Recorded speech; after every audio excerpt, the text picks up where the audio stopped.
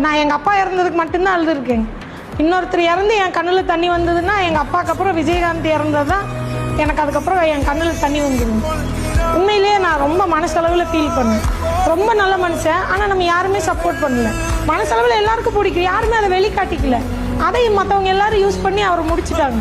அப்போ இன்னொருத்தர் நம்மளுக்கு நல்லது செய்ய வரும்போது மறுபடியும் நம்ம அதே தப்பு பண்ணக்கூடாது இல்லை. இவரும் முடிஞ்சதுக்கப்புறம் ஐயோ இவர் அப்படி அவர் இப்படி அப்போ பேசக்கூடாது இல்லை. இருக்கும்போது அது அவங்க முயற்சி பண்ணும்போது நம்ம கூட இருந்து சப்போர்ட் பண்ணுறது நம்ம கடமை.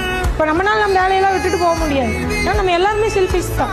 இப்போ என் குடும்பம், என் குழந்தை, என் புருஷன், நான் சம்பாதிக்கணும், அந்த செல்ஃபிஷில் தான் இருக்கும். இப்போ இன்னொருத்தரையெல்லாம் விட்டுட்டு ஒருத்தர் வர்றான்னா கடைசிக்கு அவனுக்கு நம்ம சப்போர்ட் கூட கொடுக்கலன்னா நம்ம எவ்வளோ செல்ஃபிஷாக இருக்கும் இல்லைங்களா?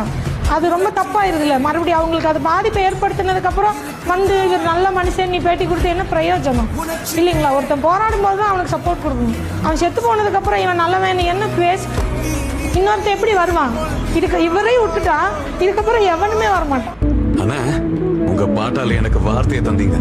எல்லாரும் முன்னாடி ஆடும்போது என் பயத்தை போக்குனீங்க.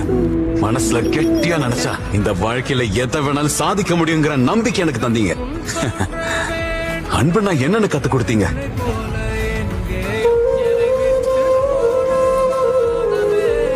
உண்மையான அன்புக்கான அர்த்தம் தியாகம்னு புரிய வச்சீங்க.